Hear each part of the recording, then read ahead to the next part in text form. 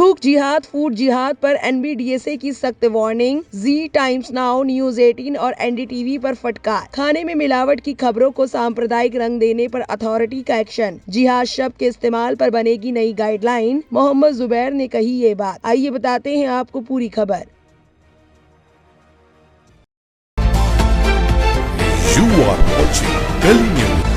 News broadcasting and digital standards authority ने Zee news network channel, Times Now, Navbharat, news 18 और NDTV समेत कई television news चैनलों को उन ब्रॉडकास्ट को लेकर वार्निंग दी जिनमें खाने की चीजों में मिलावट की कथित घटनाओं के बारे में थूक जिहाद और फूड जिहाद जैसे शब्दों का इस्तेमाल किया गया। अथॉरिटी ने न्यूज रिपोर्टिंग में जिहाद शब्द के इस्तेमाल को कंट्रोल करने के लिए खास गाइडलाइन बनाने का भी फैसला किया। लाइव लॉग की रिपोर्ट के मुताबिक ये कार्रवाई उन शिकायतों पर की गई जिनमें आरोप लगाया गया कि कुछ ब्रॉडकास्ट ने खाने की चीजों में मिलावट की कथित घटनाओं को बार बार जिहाद की साजिश का हिस्सा बताकर उन्हें सांप्रदायिक रंग दिया। जुलाई 2025 में जी यूपी, जी भारत, एनडीटीवी और न्यूज 18 पर दिखाए गए ब्रॉडकास्ट से जुड़े एक मामले में अथॉरिटी ने एक दूध बेचने वाले से जुड़ी कथित घटना की कवरेज की जांच की। प्रोग्राम और साथ में दिए गए टिकर और थंबनेल में इस घटना को थूक जिहाद या दूध जिहाद बताया गया और आरोपी की धार्मिक पहचान पर जोर दिया गया। शिकायत में आरोप लगाया गया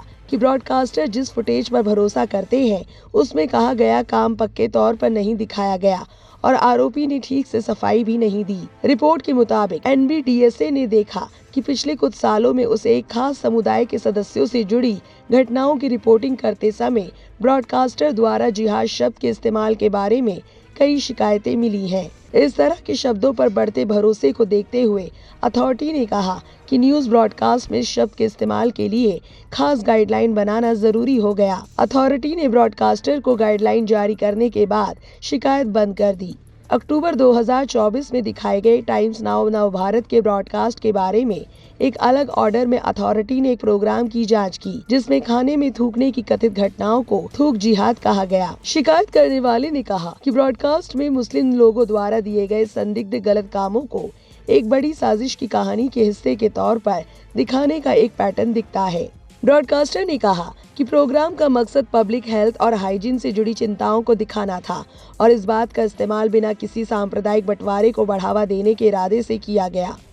ये भी बताया गया कि शिकायत मिलने के बाद विवादित वीडियो हटा दिया गया।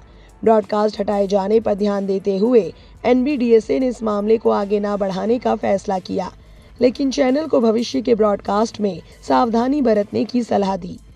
जानकारी के मुताबिक अथॉरिटी ने जिम्मेदार और न्यूट्रल रिपोर्टिंग की जरूरत पर जोर दिया और ब्रॉडकास्टर्स को ऐसे शब्दों के इस्तेमाल के खिलाफ चेतावनी दी जो समुदायों को बदनाम कर सकते हैं या बिना वेरीफाइड साजिश की कहानियों को बढ़ावा दे सकते हैं। इसने कहा कि जिहाद शब्द के इस्तेमाल पर प्रस्तावित गाइडलाइंस सांप्रदायिक रिपोर्टिंग पर मौजूदा नियमों को सपोर्ट करेंगी।